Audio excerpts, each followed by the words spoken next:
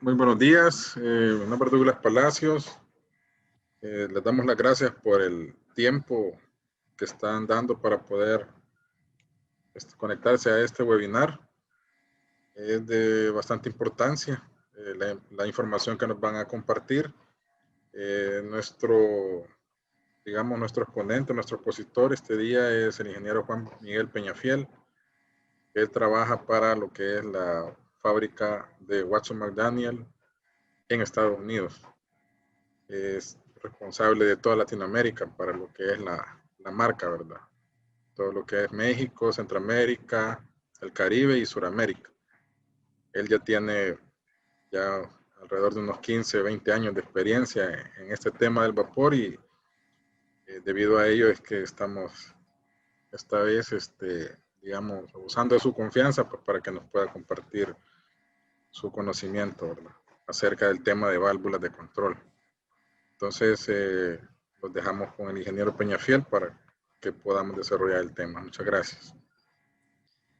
Muy buenos días, gracias Douglas por la introducción. Nuevamente mi nombre es Juan Miguel Peñafiel, gracias por estar acá participando con nosotros. Somos Watson McDaniel, vamos a hacer una pequeña introducción de quiénes somos. Somos fabricantes para equipos de el manejo de vapor y retorno de condensados desde 1878. El grupo Compres es nuestro distribuidor exclusivo para Guatemala y El Salvador. Y pues uno de nuestros productos que fabricamos dentro de nuestro amplio portafolio de productos son las válvulas de control. ¿Qué es lo que vamos a hacer hoy? Vamos a enfocarnos un poco en cómo identificarlas, cómo clasificarlas, cómo funciona sí las válvulas de control, el lazo de control, qué componentes existen y pues cómo podemos seleccionarlas también. Como decíamos, la capacitación de hoy es los fundamentos básicos para una selección de válvulas de control. Comenzamos entonces. Una válvula de control, pues como ustedes saben, es un equipo que generalmente, sobre todo en procesos de vapor o en la industria en la que usa vapor, es para regular temperatura, usa para regular temperatura. Hay elementos que se consideran también válvulas de control, pero de actuación directa o a través de un piloto, como ustedes pueden ver acá, tenemos un equipo que son válvulas reguladoras de temperatura, en las cuales se conecta un bulbo. Este bulbo, que lo pueden ver acá, se está sensando el fluido que va a calentarse, digamos, o se va a controlar la temperatura. Y pues a través de este bulbo envía una señal al actuador de la válvula y este abre y cierra. Entonces es un sistema bastante directo, bastante económico, digamos, para controlar temperatura de un fluido. En otro caso ya lo que vamos a ver son las válvulas de control. Estas válvulas de control, a diferencia de las válvulas de acción directa que controlan temperatura, estas válvulas de control no solamente pueden controlar temperatura, pueden controlar presión, pueden controlar nivel, pueden controlar caudales, pueden controlar viscosidad, pueden controlar un sinnúmero de variables a las que yo me voy a inclinar hacia el control. Entonces, la válvula de control es el último elemento o es el elemento final del lazo de control. Entonces, cuando hablamos del lazo de control, nos damos cuenta que la gran diferencia de estos dos equipos, una válvula de temperatura normal y una válvula de control, es que la válvula de control necesita de otros elementos, otros equipos para formar y hacer el control adecuado del sistema que yo requiero. ¿Okay? Y siempre necesita de un actuador. Este actuador pueden ser de diferentes formas, pueden ser eléctricos, pueden ser neumáticos, pueden ser hidráulicos, diferentes tipos de procesos, pero básicamente el actuador es el equipo que recibe la señal y del proceso y envía la señal de ejecución a la válvula para abrir o cerrar. Aquí pueden ver nuestras válvulas. Tenemos una serie, el modelo HB, válvulas construidas en acero inoxidable 100%. Nuestro estándar a partir de este año fue construir todas nuestras válvulas de control en acero inoxidable por diferentes razones. Una es que son clase 300. El estándar de todas nuestras válvulas son clase 300. Pueden venir roscadas, pueden venir en brida 150 o en brida 300. Y además, pues la simplicidad de manejar estos equipos es muy fácil con la tecnología que nosotros tenemos.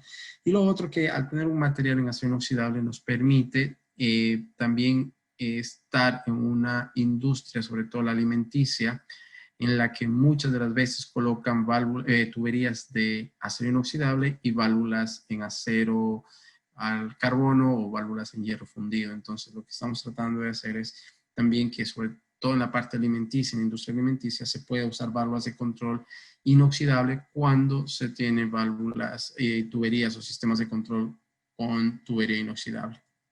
Ok, tenemos también actuadores neumáticos, actuadores eléctricos, llegamos de media pulgada hasta 4 pulgadas. Okay.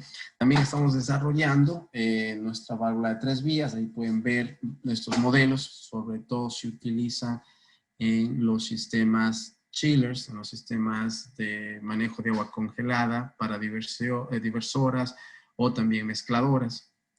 Eso también se usa mucho en la industria, válvulas de 3 vías y pues ustedes pueden ver, ahí están fotografías de cómo se presenta el equipo ya listo para empacarse. Entonces, ¿cómo estamos con los conceptos básicos? Sí, como les decía que es una válvula de control, pues es una válvula utilizada para la modificación de una tasa de flujo o de un fluido que entra en un proceso en un sistema. ¿Sí? Entonces, este dispositivo, esta válvula de control, es capaz de modular un flujo, entre un flujo mínimo, un flujo máximo, en respuesta a una señal externa al dispositivo. ¿Sí? Como les decía, es el elemento final de un lazo de control.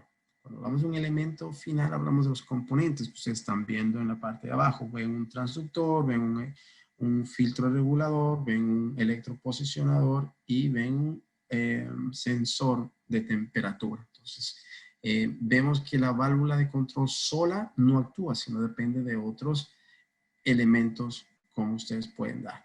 ¿Ya? Aquí podemos ver ya el lazo de control, un control muy básico, ¿sí? Es un control automático, es el mantenimiento del valor deseado dentro de una cantidad o condición, midiendo el valor existente y comparándolo con el valor deseado. Y esta referencia se puede hacer a través de un lazo de control con lo que garantizamos seguridad, estabilidad y precisión. Entonces, como ustedes pueden ver en el diagrama, lo que estamos haciendo, ¿sí? En el lazo de control, necesitamos el sensor. El sensor es el primer equipo, el elemento que va a transmitir la señal que yo quiero controlar. Entonces, este sensor, ustedes ven ahí en la gráfica, puede ser un sensor de presión, puede ser un sensor de temperatura, puede ser un sensor de flujo, puede ser un sensor de viscosidad, puede ver un sensor de altura, a lo mejor altura de llenado, o sea, cualquier sea la variable que yo quiero medir, pues coloco el sensor que yo necesito, ¿sí? Y luego de este sensor, pues yo tengo un transmisor, que ustedes pueden ver, es un transmisor que envía la señal o convierte la señal de eléctrica o a neumática o viceversa. Y luego tengo el controlador. ¿Qué es el controlador? El controlador es el cerebro del lazo de control. Es el que recibe la señal del sensor y envía a su vez la señal a la válvula basada en el set point. ¿Qué es el set point? Basada en la variable que yo necesito, en la temperatura que yo necesito, en la medida que yo necesito controlar, ¿sí? Entonces el controlador es el lugar donde yo coloco y digo yo necesito a esa temperatura y en función de esa temperatura el sensor va a trabajar, va a enviar una señal al controlador y el controlador a su vez va a enviar la señal al actuador y el actuador va a hacer que la válvula abra o cierre dependiendo la aplicación y dependiendo, obviamente, el control que yo quiero medir. Entonces, a esto se conoce como el lazo de control, ¿sí? El lazo de control debe tener varios elementos, no solamente la válvula de control, sino también los elementos como son el controlador. Y los controladores pueden venir como P y D, que son proporcionales, derivativos, integrales, que lo vamos a ver también ya en detalle. Y como decía, este lazo de control, que esto es importante para que ustedes puedan ver, es el mantenimiento deseado de un valor dentro de una cantidad o condición, ¿sí? Entonces, el control automático va a depender de qué? De un valor que yo le vaya a dar al controlador. Ese es mi valor deseado, ¿sí? Y luego lo mido con el valor existente. O sea, cuando arranque el sistema, si la temperatura del fluido está muy baja, el sensor va a enviar una señal al controlador para que la válvula abra y comience a calentar el proceso. Pero cuando ya llega al punto, a mi set point, a la temperatura que yo deseo, entonces el sensor envía una señal al controlador y el controlador dice, tengo la temperatura que yo necesito y cierra, ¿sí? Entonces, lo que está haciendo nuevamente es midiendo el valor existente, comparándolo con el valor deseado y utilizando la diferencia para proceder a reducir o aumentar y lograr seguridad, estabilidad y precisión, como habíamos dicho. Entonces, estos son los componentes del lazo de control: sensor, controlador, actuador y la válvula como tal. Entonces, obviamente, a veces hay otros elementos, pero básicamente son los componentes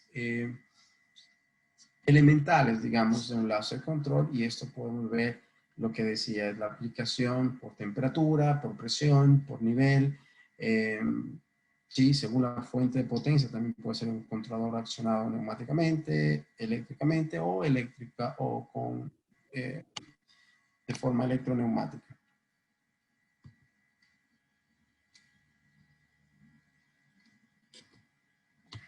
Ahí, como pueden ver, es el diagrama, digamos, del lazo de control. Cuando ustedes van a colocar una válvula de control, un sistema de control, un lazo de control, van a tener obviamente la variable manipulada, que va a ser el fluido que va a producir, en este caso, vapor, si es que va a calentar. Luego tengo el proceso al que voy a utilizar, si voy a calentar agua, si voy a calentar aire, si voy a calentar aceite, cualquiera sea el proceso. Yo tengo mi condición controlada basado en mi valor deseado. Y luego tengo el elemento de medida, que es el sensor. Me envía una señal al controlador y este controlador envía una señal al actuador y ahí comienza el lazo de control, ¿sí? Siempre está retroalimentándose y eso es algo importantísimo. La retroalimentación que pueda tener, el retroajuste que pueda tener un lazo de control en función de las variables que en ese momento tiene. Y creo que esa es la gran diferencia de usar una válvula de controladora de temperatura automática versus tener una válvula de control en la que yo voy a tener un registro de todas las variables y un reajuste basado en las condiciones que yo pueda tener. Entonces, aquí vamos a ver un ejemplo de un intercambiador de calor. Y pueden ver las condiciones en las que nosotros tenemos. ¿Por qué ponemos este ejemplo? Porque es uno de los ejemplos más típicos en la aplicación de vapor, digamos, en la que nosotros somos especialistas. Y generalmente nos ayuda a tener una mejor idea de cómo se comportan los intercambiadores de calor en sí y el lazo de control que está manejando el intercambiador de calor. Como ustedes pueden ver, es un intercambiador de calor de tubo y coraza. Por la parte inferior tengo agua fría que está entrando al intercambiador de calor. Por la parte superior tengo vapor, que es el que está calentando el agua que yo necesito y obviamente tener un set point. En este caso, el set point lo hago a través de mi controlador. Entonces, el controlador que nosotros tenemos, el TR890, ¿sí? Es un controlador de tipo PID que nos va a dar la capacidad de dar el valor deseado. ¿Ok? Entonces, el valor deseado está conectado al sensor de temperatura. ¿sí? El sensor de temperatura es el que me va a dar la condición real del proceso. Al principio, obviamente, si entra agua fría, el sensor va a sensar que el agua está por debajo de la temperatura deseada y va a hacer que la válvula abra. Y lo hace a través de una señal generalmente eléctrica de 4 a 20 miliamperios, ¿sí? Y luego esta señal de 4 miliamperios se transforma generalmente, si ustedes no tienen un electroposicionador o un posicionador, necesito un transductor. Este transductor convierte la señal eléctrica a una señal neumática para enviar una señal de aire de 3 a 15 PSI directamente al actuador, y el actuador a su vez va a abrir la válvula o cerrar la válvula dependiendo la aplicación y dependiendo la temperatura que tenga en este momento el agua, que es el fluido que está siendo controlado. Aquí pueden ver básicamente cómo es el diagrama. Es un diagrama bastante sencillo, simple de entender, pero una vez instalado el sistema, a veces es un poco más complicado cuando veo todos estos elementos, ¿sí? En estos elementos veo que sería este el controlador. Ya veo un equipo armado, un intercambiador de calor de placas, como ustedes pueden ver. Acá estoy viendo el controlador, ¿sí? Un PID. Acá veo que tengo el sensor de temperatura, tengo la válvula de control y obviamente acá tengo un sistema completo que está haciendo que se desaloje el condensado, una bomba trampa o una trampa que pueda hacer el trabajo para que todo el sistema esté funcionando de forma óptima. Como ustedes pueden ver acá, ya un sistema armado a veces no es tan fácil identificar cuáles son los elementos de regulación y cuáles son los elementos de lazo de control, pero en la gráfica siempre vamos a tener los 4 elementos muy básicos. Si alguien tiene alguna pregunta, por favor, les pido que lo hagan a través del chat o simplemente conecten sus micrófonos y con gusto pues los vamos a responder si ustedes necesitan. Cuando hablamos de una válvula de control, obviamente vamos a hablar del cuerpo y del actuador. Son las dos partes principales. ¿Okay? El cuerpo es el elemento encargado de regular el pase del fluido, el pase del flujo que va a estar controlando o que va a usarse para controlar el sistema. ¿Sí? Este generalmente transforma los desplazamientos del vástago lineal o rotacional en una variación de caudal y pueden ser tipo globo, simple o doble asiento, pueden ser tipo jaula, balanceada o no balanceada, o pueden ser de 3 vías. ¿Está bien? Generalmente cuando hablo del cuerpo, el cuerpo tiene que siempre tener, debe tener un diseño adecuado para resistir las presiones y las temperaturas a las que va a estar sometida el control del fluido. También se debe dimensionar de forma correcta. Vamos a ver cómo se dimensiona más adelante. Y pues obviamente debe tener un diseño de resistencia a la erosión, a la corrosión que pueda producirse por el fluido. El actuador, en cambio, es el que hace la fuerza del trabajo. El actuador hace todo el movimiento, el que recibe la fuerza y transfiere la fuerza de apertura y cierre de la válvula. Dentro de la válvula tenemos un componente o lo que se conoce como el trim de la válvula. ¿Qué es el trim de la válvula? Es el conjunto de piezas desmontables que están en contacto directo con el fluido. Es la mejor definición del trim. Son los elementos, digamos, críticos que pueden desmontarse y que están en contacto directo con el fluido. Entonces, dentro de estos, dentro de lo que es el trim, dentro de los elementos que componen el trim, estamos hablando del vástago, que sería esto de acá, el tapón, el asiento obturador y a veces tenemos la caja de empaquetadura o tenemos otros elementos, pero en este caso todos estos elementos que ustedes pueden ver aquí en la gráfica son o se conocen como el trim de la válvula, que son los que están en contacto directo y pueden ser desmontables, en contacto directo con el fluido y pueden ser desmontables si es que se requiere dar mantenimiento. Como les decía, el actuador es el que convierte la señal de entrada en un desplazamiento lineal o rotacional que traslada al cuerpo, permite regular el flujo, ¿sí? Dentro del actuador, hablamos que esta es la parte del actuador. Este es un actuador neumático y estos son actuadores eléctricos.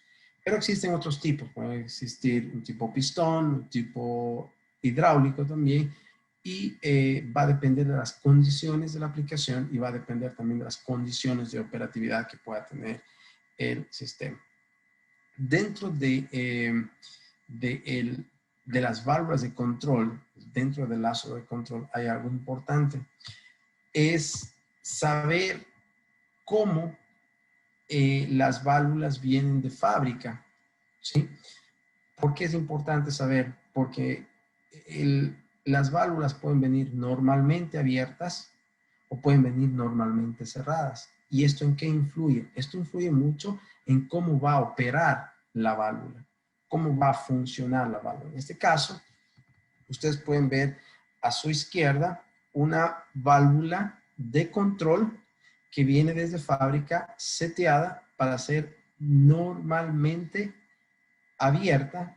Por lo tanto, yo necesito que entre aire hacia el actuador, que empuje los resortes, como ustedes pueden ver, para que estos resortes se contraigan.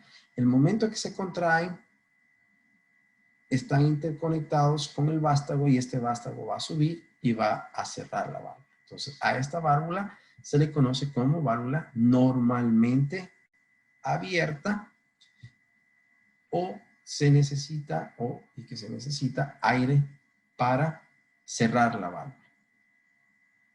¿Ok? En este caso, en la derecha pasa lo contrario. Es una válvula normalmente cerrada, ¿sí? Normalmente cerrada y necesito aire para abrir. Ustedes pueden ver en este caso la válvula sin tener aire, sin tener ninguna señal hacia el actuador, la válvula va a permanecer cerrada. El momento que se le da una señal, se le da aire, este aire va a entrar acá, va a comprimir a los resortes y por lo tanto va a hacer que baje todo este vástago y va a hacer que la válvula abra. O sea, esta válvula se conoce como normalmente cerrada. ¿Por qué es importante? Porque de esta forma ustedes pueden dimensionar y también pueden saber cuáles son las condiciones. Muchas de las veces, sobre todo en fluidos líquidos, cuando quiero controlar fluidos líquidos, a veces el cliente por la forma de aplicación dice, bueno, yo necesito que cuando instale la válvula y si no hay ninguna señal, la válvula quede abierta para que me dé paso flujo, que la válvula esté circulando. Yo necesito la válvula configurada para que al dar una señal cierre la válvula, ¿ok? Pero si no hay una señal o tiene cero señal, simplemente la válvula permanezca abierta. Hay otras aplicaciones, sobre todo las aplicaciones de vapor, en las que dice, bueno, yo necesito que la válvula sea normalmente cerrada. ¿Por qué razón? Porque si la válvula permanece abierta, a lo mejor el vapor pasa todo a través de mi válvula y lo puede quemar el proceso, puede sobrecalentar el proceso, puede dañar el proceso de cocido. Y por eso necesito que la válvula, cuando no esté operando, permanezca cerrada y que para abrir yo necesite darle una fuerza neumática, dar aire para que la válvula comience a abrir. Entonces es importante que ustedes, cuando seleccionen una válvula de control, verifiquen si ustedes requieren que sea normalmente cerrada o normalmente abierta.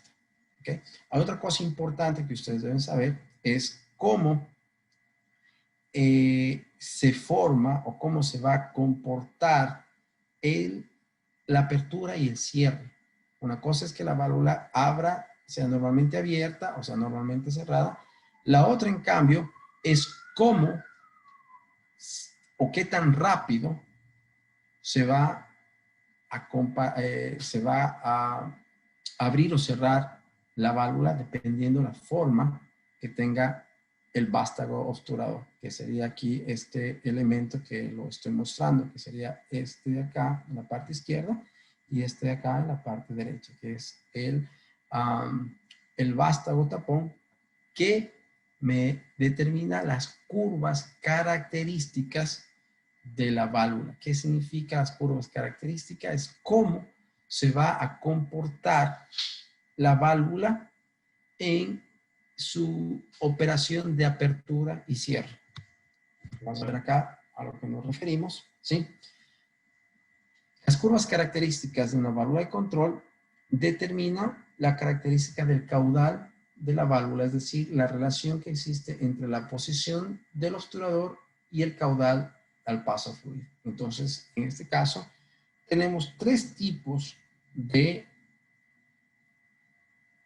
curvas características. Tenemos apertura rápida, tenemos apertura lineal y tenemos ISO porcentual. ¿Qué quiere decir eso? Vamos por la apertura rápida. La apertura rápida quiere decir que con una señal de apenas el 20 o 25% de apertura de la válvula, voy a tener una descarga casi del 85%. ¿Sí?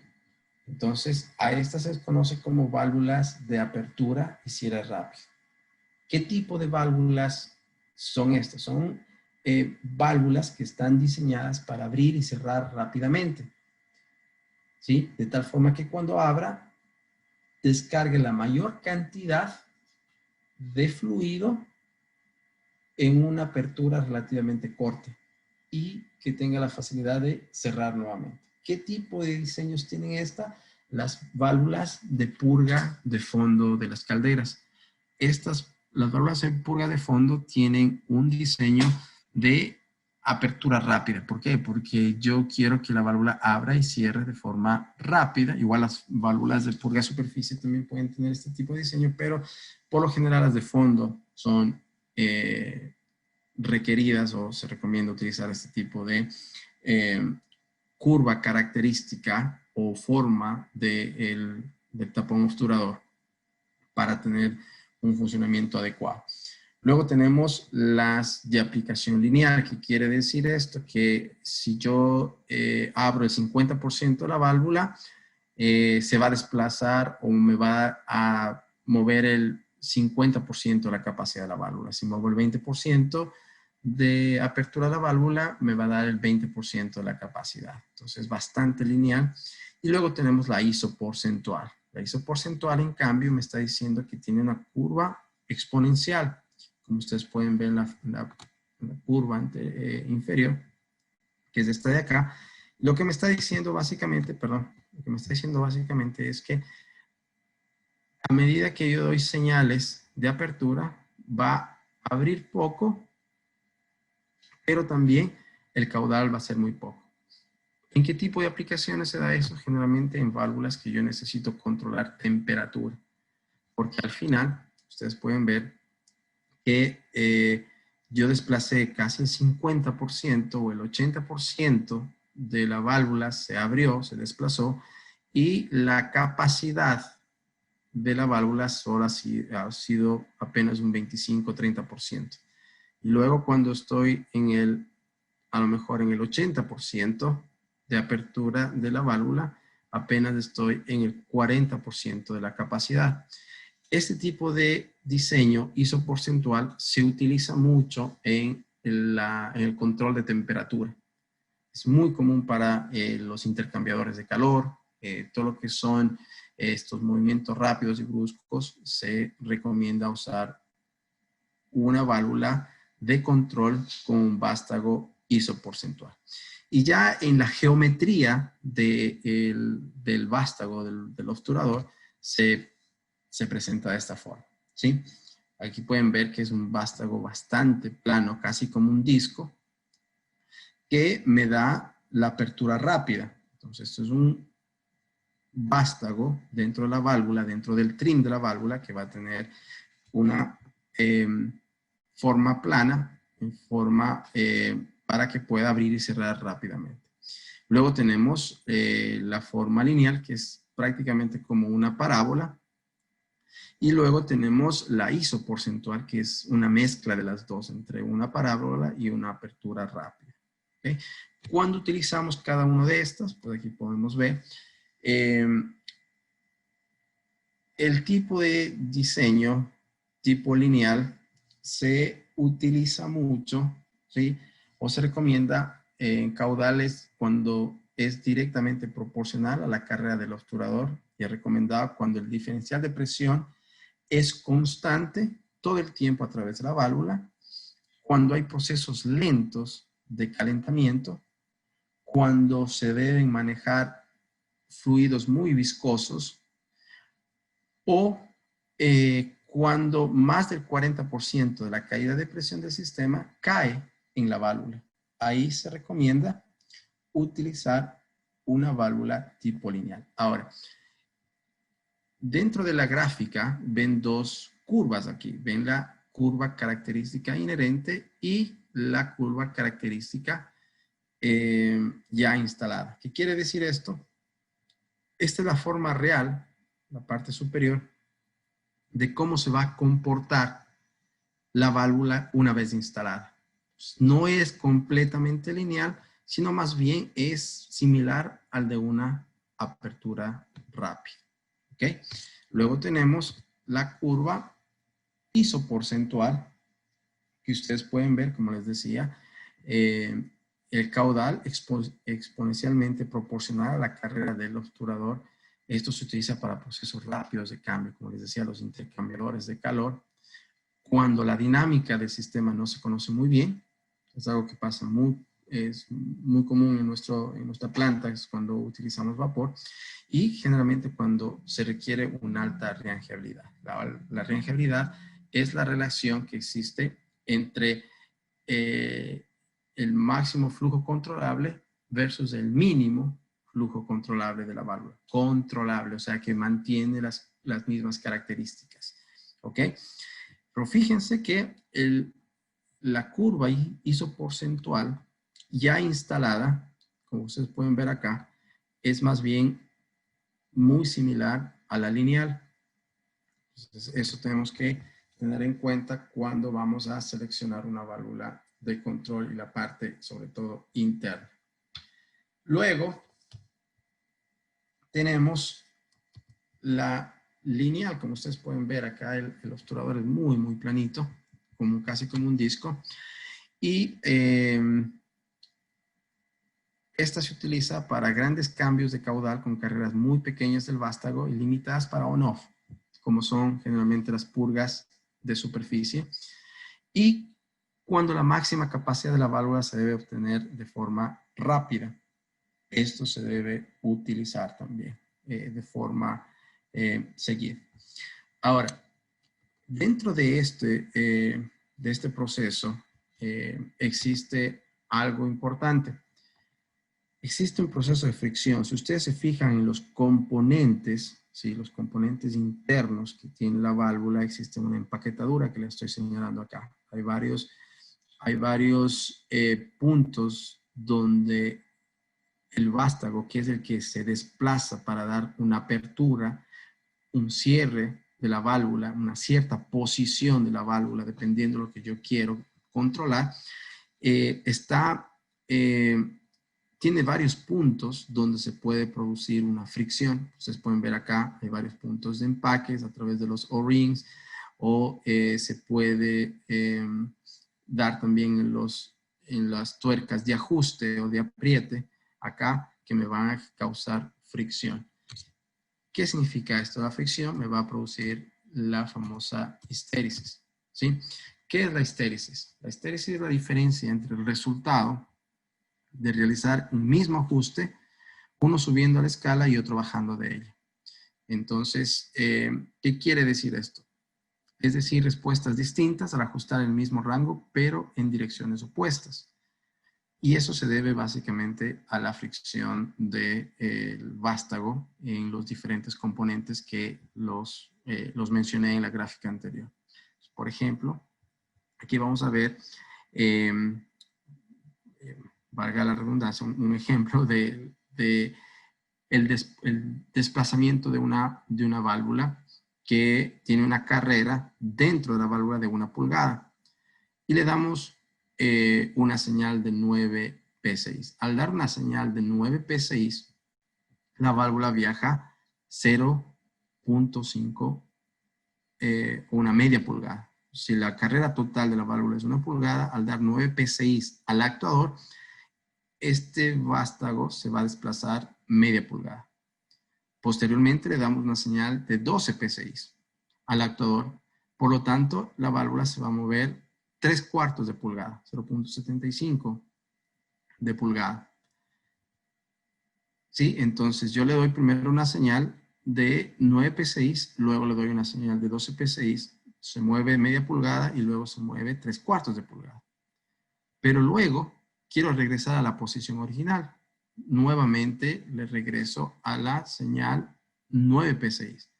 En teoría me debería regresar a media pulgada, pero la posición real obtenida es 0.01. Quiere decir que existe una milésima de pulgada de diferencia. A esa diferencia se le conoce como histéresis. Entonces, esa histéresis es el error que existe entre la válvula al regresar a un punto original a la que estaba seteada. Y esto se produce por la fricción, se produce por diferentes parámetros que existen en la válvula, pero es muy importante porque esto me puede causar error en sistemas que son mucho más críticos. Y para reducir este tipo de problemas, por lo general, se recomienda utilizar un posicionador, que ya vamos a ver qué es el posicionador, qué es lo que hace el posicionador, pero entendamos primero que la histéresis es un problema que se va a dar o que va a estar presente siempre en mi válvula de control debido al comportamiento que tiene y debido a la geometría y física que tiene la válvula.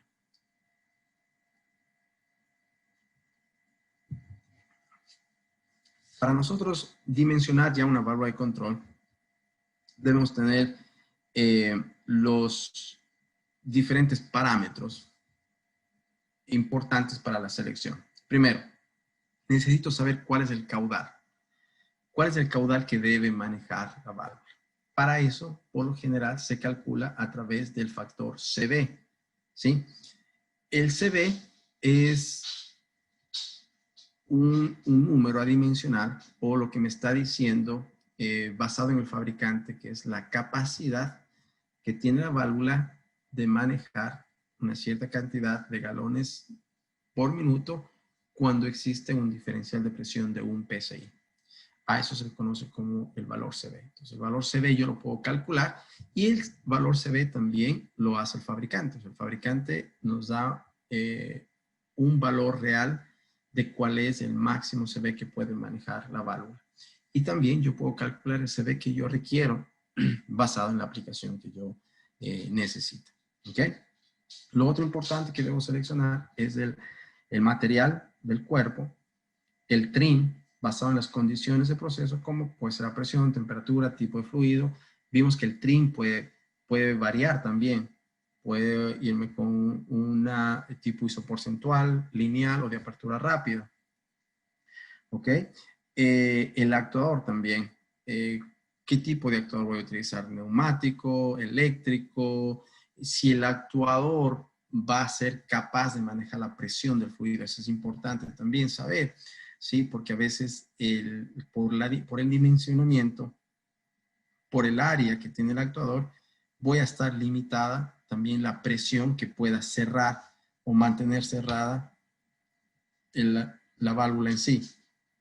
La válvula va a poder mantener cerrada una presión de acuerdo al actuador. Si este actuador necesita tener la fuerza necesaria o la presión necesaria para mantener cerrada presiones altas, el actuador tiende a ser más grande porque necesito más área para tener mayor fuerza de cierre. ¿Ok? Luego también necesito saber cuáles son los caudales máximos, mínimos y normales de operación. ¿Por qué? Porque ahí hablamos de la reangibilidad. Recuerda, cuál es lo mínimo controlable, cuál es lo máximo controlable y cuáles son las operaciones máximas. Esto es importante porque muchas de las veces los ingenieros seleccionamos las válvulas basado en las condiciones, pueden ser máximas, ¿no? Es que la válvula puede estar sometida o va a estar sometida a esas condiciones. Pero resulta que verifique las condiciones mínimas. Entonces, la válvula va a operar de forma muy bien cuando está operando en condiciones máximas, pero cuando tenga condiciones mínimas, la válvula no va a estar operando, va a estar fallando, va a estar errática y es muy probable que la válvula esté mal dimensionada, porque a lo mejor dimensiona solamente para las máximas necesidades y no para las mínimas. Y muchas de las veces los mínimos caudales pueden ser más frecuentes que los máximos caudales. Entonces, cuando seleccionamos una válvula de control, siempre debemos saber normal, flujo mínimo y flujo máximo. ¿Ok? Las temperaturas es importante del fluido, ya sea en vapor como en líquidos, porque sobre todo en líquidos la temperatura de un fluido puede influenciar mucho en el fenómeno de flasheo y cavitación. ¿Sí? Cuando tenga una caída de presión y el fluido tiene ciertas temperaturas, puede hacer que la válvula esté sometida a cavitación y eso va a hacer que internamente la válvula sufra y tenga un deterioro prematuro. ¿Ok? Y luego, pues obviamente las propiedades físicas del fluido, viscosidad, densidad relativa, y esos son otros factores que se necesitan. ¿Ok? Como les decía, el CV se conoce como el caudal de agua que puede pasar en galones por minuto, que pasa a través de una válvula completamente abierta y provoca una caída de presión de un PSI. A eso se le conoce como el factor CV. Sin embargo, muchos fabricantes, sobre todo fabricantes europeos, no tienen esta nomenclatura CB, sino tienen una nomenclatura KB, que es básicamente lo mismo, ¿sí? Pero en unidades internacionales, unidades métricas, digamos, ¿ok? Para que tengan referencia, ¿por qué les doy este dato? Porque a lo mejor ustedes tienen fabricantes en sus plantas de Alemania, de Italia, de Inglaterra, que cuando ven la placa les va a dar un valor KB. En cambio, si son fabricantes americanos, acá de Estados Unidos, les va a dar la placa, les va a dar un valor CB. ¿Sí? Pero se puede convertir. Un KB es igual a 0.86 de CB y un CB es igual a 1.17 de KB. Eso como para que tengan referencia a los procesos cuando tengan que seleccionar basado en el CB. Siempre el cuerpo de la válvula se debe dimensionar a través de este valor CB. Si ustedes necesitan mayor información, nuestra página web www.watsonmcdaniel.com tienen toda la información de cómo calcular, están las fórmulas de cómo calcular y también tenemos un programa gratis que ustedes se pueden bajar para el dimensionamiento de estos valores, el valor CB. ¿Okay? Completamente gratis, lo pueden bajar de nuestro website cuando gusten.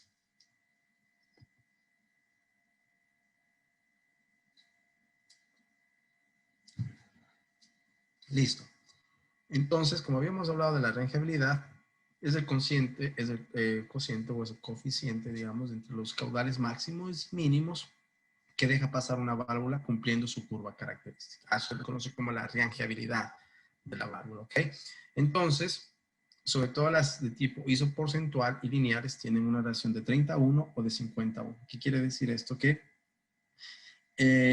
hay una relación entre el flujo máximo y el flujo mínimo de 50 o de 30 o de 100 o de 20 y hace que se mantengan las curvas características. Que veamos un ejemplo bastante rápido, solamente para entender lo que habla de la reangeabilidad. Entonces, si yo tengo un proceso que va a consumir 2.400 kilogramos hora de vapor, y el mismo proceso va a consumir en una segunda etapa simplemente 140 kilogramos hora de vapor, porque solamente debe mantener la temperatura y no debe controlar más. ¿Ok? Entonces, la capacidad de la válvula de 2 pulgadas a 3 bares de presión, que va a ser la presión de operación, me dice que la válvula tiene una máxima capacidad a 3 bares de 2.657 kilogramos hora. Si yo divido ese valor, 2.657, para la reangeabilidad, que es de 51, yo divido 2.657 para 50 y me dice que el mínimo controlable va a ser 53.14 kilogramos hora. ¿Sí? Entonces, siempre debo verificar ese valor. Nuestras válvulas tienen una reangeabilidad de 51 y por eso hicimos este ejemplo. Hay válvulas que van a tener solamente 30. Pues imagínense si yo divido 2.657, en este caso, simplemente por ejercicio, digo, bueno, tengo 2.257 y tengo una reangeabilidad de la válvula de 30. Quiere decir que lo mínimo controlable es 80, que todavía estoy bastante bien, ¿sí? Porque el mínimo controlable es 140 kilogramos hora. Así que inclusive con una válvula que tenga una reangeabilidad de 31, lo puedo hacer el trabajo. Pero si necesito una de 20-1, ya estoy, o si selecciono una válvula que tiene una reangeabilidad con una reductora de presión de 20-1, el flujo mínimo ya me queda muy apretado. Es de 132, casi lo mínimo controlable, y eso ya podría presentar un problema en la variable de mínimo flujo.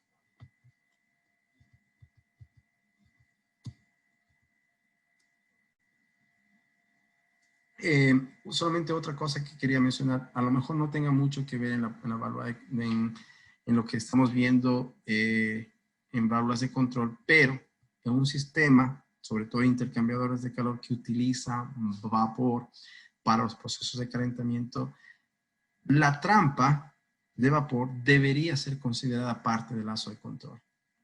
A pesar de que no está directamente conectada al sistema o al lazo de control, esta trampa va a tener una influencia muy grande en cómo se comporta el lazo de control.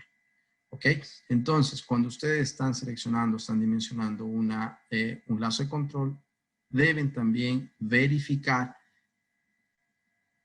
el desalojo de condensado, la trampa que están seleccionando, porque muchas veces la trampa, al estar mal seleccionada, al estar mal dimensionada, puede causar que el lazo de control trabaje de forma errática. Por esa razón, siempre les recomiendo que instalen o verifiquen la válvula, la trampa en el lazo de control que ustedes van a utilizar, si es que están obviamente usando vapor para el control.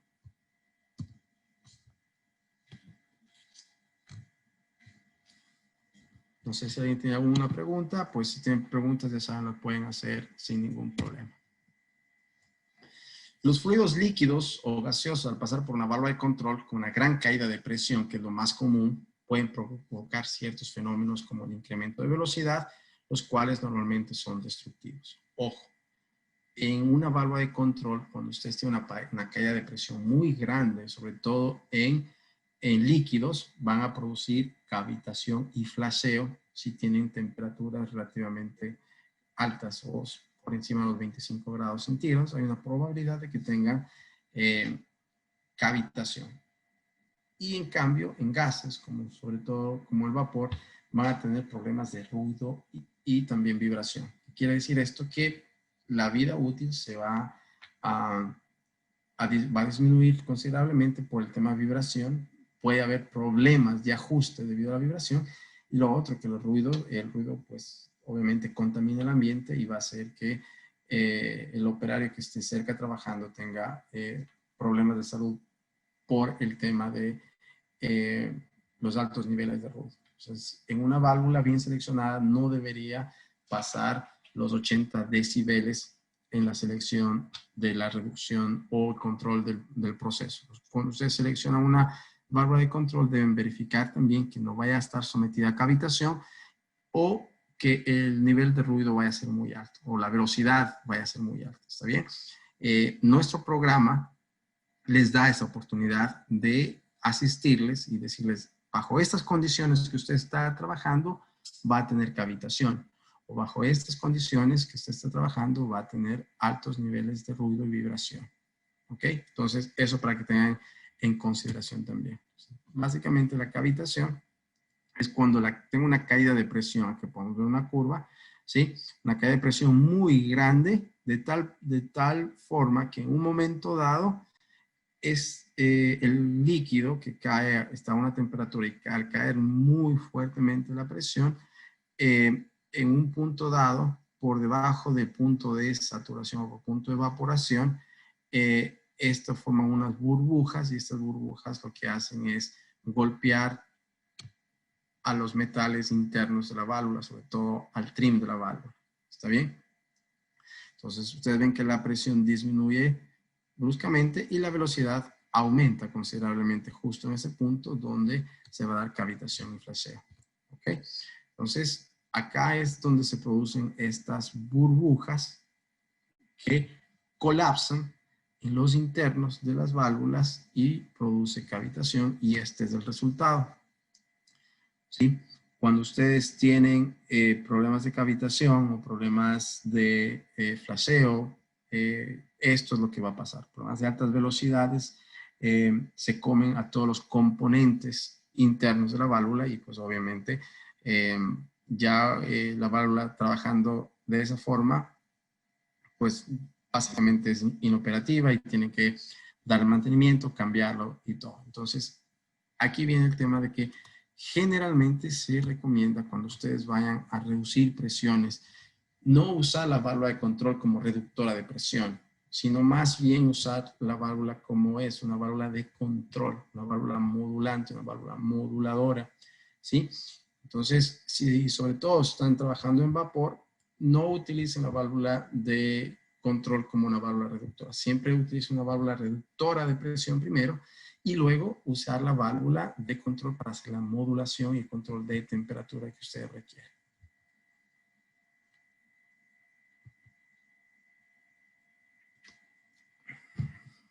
Aquí en esta tablita les damos las velocidades recomendadas para los fluidos dependiendo de la aplicación. Por lo general, decimos que la velocidad de un líquido a la salida de los internos de la válvula de control debe ser menor a 23 metros por segundo. Y el nivel de sonido de un gas o vapor, como les había dicho, no debe superar los 85 decibeles. Aquí vemos también las velocidades recomendadas dependiendo de la aplicación. Si tengo vapor saturado entre 0 y 15 psi, se recomienda que las velocidades se mantengan entre 4.000 y 6.000 pies por minuto. Si tengo vapor saturado sobre los 50 psi, recomendamos estar entre las 6.000 y 8.000 pies por minuto.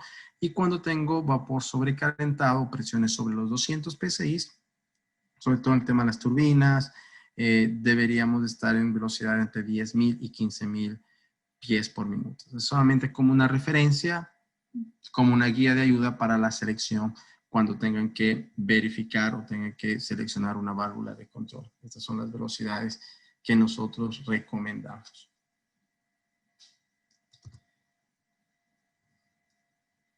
¿Cuáles son los síntomas por cavitación? Generalmente, ruido cuando las válvulas que procesan la corriente líquida modulan o se cierran, existen picaduras en los componentes de las válvulas y obviamente ya el control de proceso es deficiente en la válvula. Otra cosa importante que ustedes deben tener presente cuando seleccionan una válvula de control es la clasificación de cierre. ¿Qué es la clasificación de cierre? Yo no sé si ustedes sabían, pero acá dentro de Estados Unidos, en las válvulas de control tienen una clasificación de cierre. ¿Qué quiere decir eso? Que cuando la válvula está normalmente cerrada, cuál es el paso permisible que puede pasar o el fluido puede pasar a través de la válvula cuando la válvula se mantiene en posición cerrada. A eso se le conoce como clasificación de cierre. Y esta clasificación de cierre, pues, generalmente viene en clase 2, clase 3, clase 4, clase 5. Mientras más alta es la clasificación, más alto es el cierre. Quiere decir que es un cierre más hermético. Mientras más baja es la clasificación, pues la válvula va a tener mayor capacidad de fugar cuando la válvula esté cerrada. Y esto es completamente, o sea, opcional, o sea, no es una ley que diga todas las válvulas tienen que tener clasificación 4, no, depende de la aplicación. Hay válvulas de 3 vías que generalmente está entre clasificación 2 y 3, porque realmente no tienen por qué tener un sello hermético.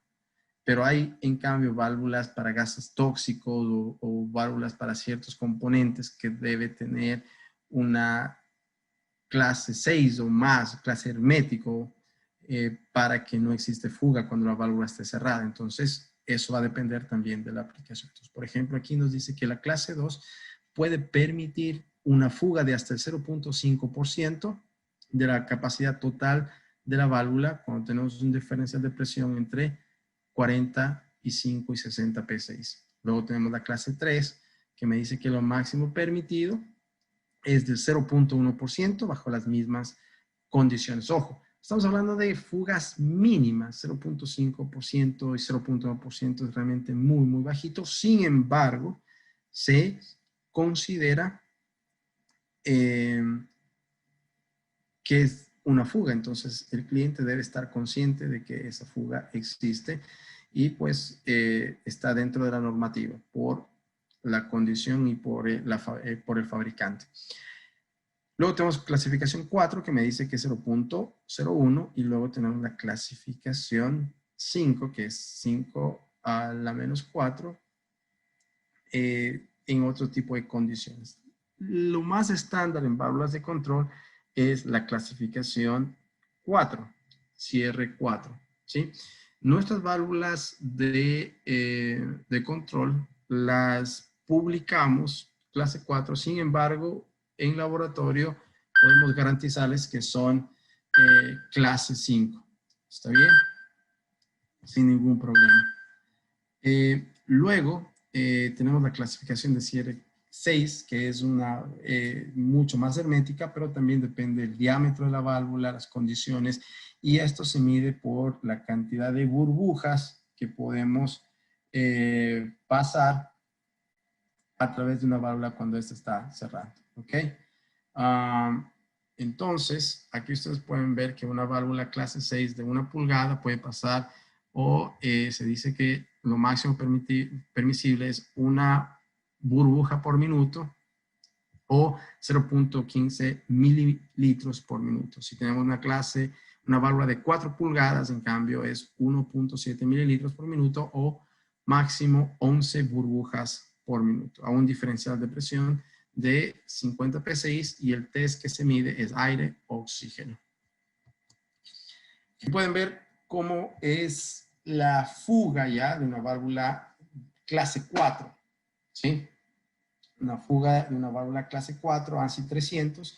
Si es clase 2, pues prácticamente puede estar fugando hasta 8.15 galones por minuto. Una clase 3, obviamente, puede estar fugando 1.63. Una clase 4, fíjense, a pesar de que es clase 4, puede estar fugando 0.163 galones por minuto. Y luego tenemos la clase 6 y bueno, prácticamente ya es sello hermético en todas las condiciones. Y tenemos completamente cero fugas, estamos hablando de API 6D o la clase 8 también, que pueden ser. Nosotros manejamos entre la clase 4 y la clase 6. Luego tenemos las válvulas, como les decía, las válvulas de 3 vías también, ¿sí? Estas válvulas de 3 vías pueden ser, en este caso, mezcladoras. Un fluido A se mezcla con un fluido B y el resultado es un fluido AB. Esto se utiliza mucho en los tipos de procesos que yo puedo utilizar cuando quiero enfriar el agua, sobre todo en los sistemas de aire acondicionado o los sistemas de enfriamiento de las torres de enfriamiento. Es muy utilizado las válvulas de control de 3 vías. ¿Okay? En este caso una válvula mezcladora, y también podemos usar una válvula diversora, que en este caso también de 3 vías. ¿Qué función cumple la válvula diversora? Es que yo tengo por ejemplo, un flujo, en este caso vamos a poner un ejemplo, condensado. El condensado AB va a pasar siempre por el punto A cuando tenga unas ciertas condiciones a través de un sensor que va a estar midiendo. Puede ser la ductibilidad, o puede ver la turbidez, qué tan turbios está el condensado, o las partes por millón que tenga el condensado, y es permitible para que regrese al cuarto de máquina o al cuarto de calderas. Pero si el condensado se contamina, automáticamente deja de pasar por el punto A y va hacia el punto B. En este caso es una válvula desviadora o diversora. Entonces, la válvula de 3 vías lo que está haciendo es cortar el flujo hacia A para que el condensado contaminado o el fluido contaminado pase a otro lugar y no dañe o no sufra daños el equipo, sino más bien este condensado contaminado o este fluido contaminado pueda ser tratado en otra etapa. Entonces, estas también se cumplen las válvulas de 3 vías. Entonces, resumiendo, lo que vimos para la selección de una válvula, lo que debemos hacer siempre es dimensionar en función de su factor CB. ¿Y cómo calculo el CB? Pues hay varias fórmulas, nuevamente les digo, bajen nuestro catálogo en Watson McDaniel, en la parte de ingeniería van a encontrar todos los datos sobre el cálculo del valor CB, pero también lo pueden usar a través de nuestro website, bajarse el programa, el Sizing Program se llama Works, y ustedes pueden utilizarlo sin ningún problema. Necesitamos también saber las condiciones del material, las condiciones del cuerpo, si va a ser clase 300, clase 150, qué temperatura va a ser. En función de eso, yo selecciono el cuerpo de la válvula. Nosotros estamos facilitando esa selección haciendo todos nuestros materiales en acero inoxidable que tiene alta resistencia a las presiones y también a las temperaturas y corrosión. Luego necesito saber la acción necesaria de la válvula. Ok, va a ser falla abierta, va a ser falla cerrada, va a ser normalmente abierta, normalmente cerrada. Eso es importante. Ok. Luego debo seleccionar el actuador en función del diferencial de presión que yo tenga. Ok. Como les decía, ¿qué tan grande va a ser la fuerza que debo cerrar para que la válvula se mantenga cerrada? Va a depender el tamaño del actuador. Si va a ser un actuador eléctrico o va a ser un actuador neumático, va también a depender la fuerza necesaria para mantener la válvula cerrada a un diferencial requerido. También necesito la señal neumática o eléctrica que vamos a usar. Si voy a necesitar un convertidor PID, si voy a colocar un posicionador, depende ya el tipo de controlador que voy a utilizar, un controlador PID o solamente PD o ID, cualquiera que vaya a utilizar, necesito tener en cuenta para la selección. Entonces, estos son los parámetros, digamos, que debemos tener en cuenta para la selección de una válvula de control. Como les decía, cuando ya hablamos en control como tal, existen 3 acciones en la modulación, el control continuo, y estas son proporcional, integral y derivativa. ¿Sí? Cuando ustedes tienen un controlador, que es el cerebro del lazo de control, que es el que está haciendo la operación, básicamente voy a tener una señal o una acción proporcional, integral, derivativa, o por eso se conocen como los controladores PID. ¿Ok? Vamos a entender eso un poco porque las características de las acciones de control va a depender de qué tipo de controlador vaya a tener el lazo de control. ¿Sí? Pero para que tengan una idea, el tipo o la característica de señal de P, que sería proporcional, ¿sí? Es la señal de salida directamente proporcional a la desviación. Y su propósito principal es produce la mayor parte del esfuerzo de corrección. Entonces, el tipo proporcional produce la mayor parte del esfuerzo de corrección. Y luego, la integral, que es también relación de tiempo, que hace en la acción de control, introduce un reajuste y la señal de salida varía en una velocidad proporcional a la desviación. ¿Cuál es el propósito principal de la integral? Relación integral es elimina la desviación permanente. Y luego la derivativa hace que la señal de salida varíe a una velocidad proporcional a la velocidad de cambio de la desviación. ¿Cuál es el propósito principal? Es el esfuerzo extra para volver rápidamente al valor de ajuste. ¿Sí? Entonces, para ponerlo más simple en una curva, en una gráfica, eso es lo que pasa. ¿Ok? ¿Sí? Entonces, acá tengo el set point. Como ustedes pueden ver, set point está en líneas interpuntadas. Y luego tengo un cambio brusco, ¿sí? Un cambio brusco de carga, del flujo, digamos, del fluido. ¿Qué es lo que pasa en ese momento? Si yo tengo una desviación, un controlador proporcional, ¿sí? La desviación inicial es bastante alta y después me quedo con una desviación permanente. Si yo tuviera un controlador solamente proporcional, al tener un cambio en la carga, viene la desviación y luego siempre voy a tener una desviación permanente. Si tuviera solamente un controlador tipo proporcional. Si tuviera, por ejemplo, un controlador proporcional integral, en este caso, la desviación inicial va a ser muy alta y luego después se elimina la desviación. Entonces, a veces hay muchos controladores PI. Los controladores PI lo que hacen es, tiene una desviación inicial muy alta y luego después se elimina la desviación a set point. ¿Ok? Y si tuviera un controlador PD, que también los hay, o una señal solamente PD, la desviación inicial es muy baja, fíjense acá, la desviación es bajita, pero después la desviación es permanente. ¿Sí? Todo el tiempo pasa con una cierta desviación. Y luego tengo el PID, y por eso la mayoría de controladores que se utilizan los lazos de control son PID, porque tienen una desviación muy baja, ¿sí? Siempre van a tener una desviación muy baja y luego eliminan la desviación. ¿Ok? Entonces, cuando van a seleccionar también el controlador, deben saber qué tipo de controlador van a requerir dependiendo de la aplicación.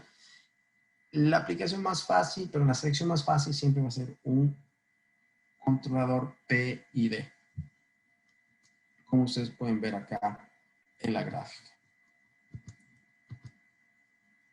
¿Sí? Ventajas de la acción proporcional, pues obviamente con una banda ajustable puedo tener estabilidad. ¿Sí?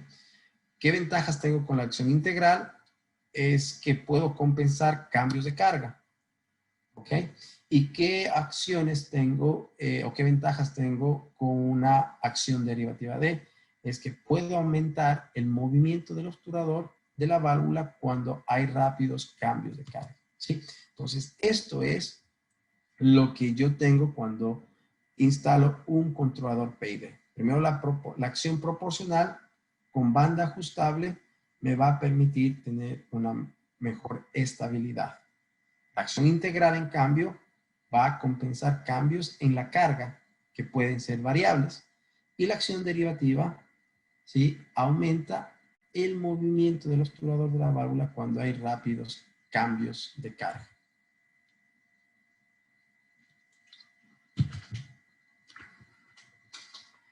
Y pues obviamente ya tenemos el sistema, como les decía, un poco más complejo, ¿sí? O sea, ya es lo mismo, ¿sí? Pero ya con todas las variables que nosotros, digamos, tenemos en un sistema de lazo de control real. Tengo el mecanismo, puede ser válvulas de 2, 3 vías, la variable manipulada.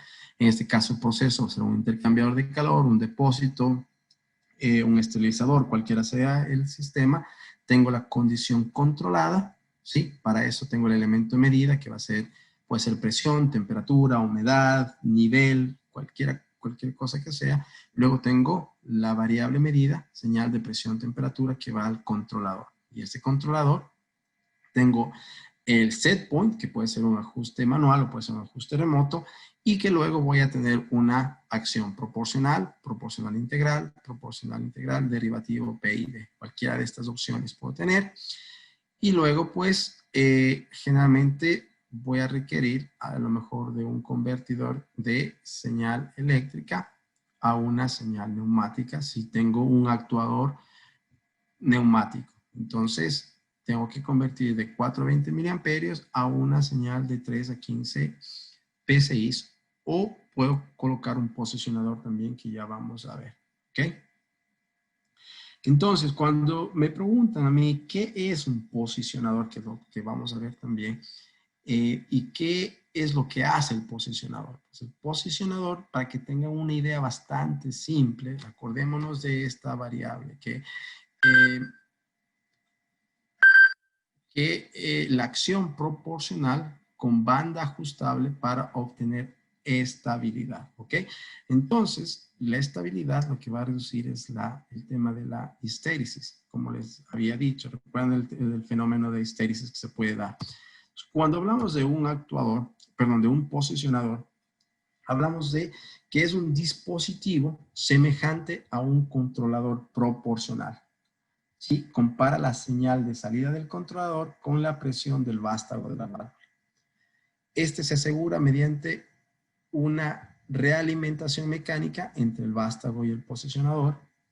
Si el vástago no está en la posición indicada para el controlador, con el posicionador se añade o elimina aire del actuador de la válvula hasta que se logra la posición correcta. Entonces, este es el posicionador, que no es otra cosa que un controlador proporcional que está ligado a la válvula para tener una mejor señal de estabilización en el sistema. ¿Ok? Entonces, estos posicionadores se utilizan mucho o son muy útiles, sirven para eliminar o al menos minimizar los efectos de retardo en los actuadores de gran capacidad. Si tengo válvulas sobre la pulgada y media, sobre las 2 pulgadas, se recomienda colocar posicionadores, ¿ok? Para evitar el retardo de los actuadores de gran capacidad, ¿sí? También elimina o disminuye los efectos de fricción del vástago debido a la empaquetadura, fricción debido a fluidos viscosos o pegajosos, cambios en la presión en la línea de procesos donde está instalada la válvula. Y pues obviamente se recomienda el uso del posicionador cuando la respuesta del conjunto válvula-posicionador es mucho más rápida que el proceso mismo. Como les decía, se reduce la histéresis y mejora la lineabilidad del proceso. Entonces, mayor cantidad de posiciones del vástago, incrementando su número de 50 a 200 aproximadamente. Lo que me está diciendo esta última línea es que sin tener un posicionador, el vástago de la válvula se puede desplazar hasta 50 puntos. Al colocar un posicionador, el vástago de la válvula se puede manejar hasta 200 puntos en variables. ¿Ok?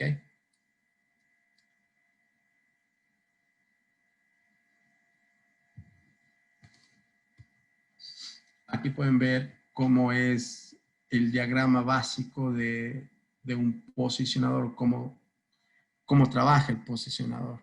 ¿Sí? Aquí tiene la salida de aire posicionador, el actuador, puede ser entre 0 y 90 PSI, dependiendo de la aplicación. Señal del sistema de control, que generalmente puede ser de 3 a 15 PSI. Y la alimentación de aire al posicionador, que puede ser también de entre 0 y 90 PSI. Entonces, acá pueden ver cómo se puede tener hay posicionadores tipo neumáticos, que solamente trabajan con señal 3 a 15 PSI, o posicionadores electroneumáticos que tienen una señal de 4 a 20 miliamperios. ¿Sí? Entonces, lo que está haciendo, básicamente, el posicionador es ayudarme a tener un mejor control a la válvula a través de un controlador proporcional. ¿Okay? Algo importante que nosotros les queríamos indicar en esta capacitación es que si ustedes pueden, por favor, en Google busquen por el doctor Hans Baumann. El doctor Hans Baumann es un experto en la fabricación de válvulas de control y fue él quien diseñó nuestras válvulas de control, las HB. Muchas veces me preguntan por qué se llama HB. Es en honor a las iniciales de la persona que diseñó nuestra válvula, que se llama Hans Baumann, y ese es el nombre de nuestras válvulas de control, el modelo HB. ¿Ok? Entonces, él ha tenido mucha influencia en nuestros diseños, en el que nuestras válvulas de control hemos tenido la capacidad de reducir más o menos un 30% en el peso de cualquier otra válvula. Hemos logrado ser mucho más livianas, muchas más pequeñas, mucho más fácil de operar para tener un máximo CB, ¿sí? Y también de dar un fácil mantenimiento, ¿ok? Tenemos menos números de partes en movimiento. Aquí pueden ver cómo es nuestro diseño integrado, que obviamente es muy, muy fácil de trabajar. Teníamos originalmente hasta 2 pulgadas, hoy en día ya pueden ver que tenemos válvulas de hasta 4 pulgadas, de 2 y 3 vías. ¿Okay? Aquí ustedes pueden ver todos los detalles de cómo hacemos los cálculos, cómo hacemos la distribución de estas válvulas. Y como les decía, aquí hay una publicación de cómo sistemas computarizados hicieron la selección y dimensionamiento de nuestras válvulas y cómo lo hacemos. Y acá ustedes pueden ver una comparable de que en una publicación de una revista técnica, ahí mencionan el modelo de Watson McDaniel como una de las pioneros en este tipo de diseños para válvulas de control. ¿Okay?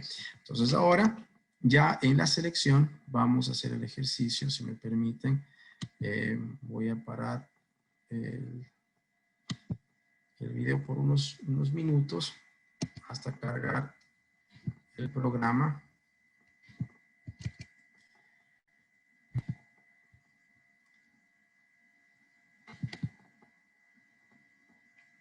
Y ustedes lo puedan utilizar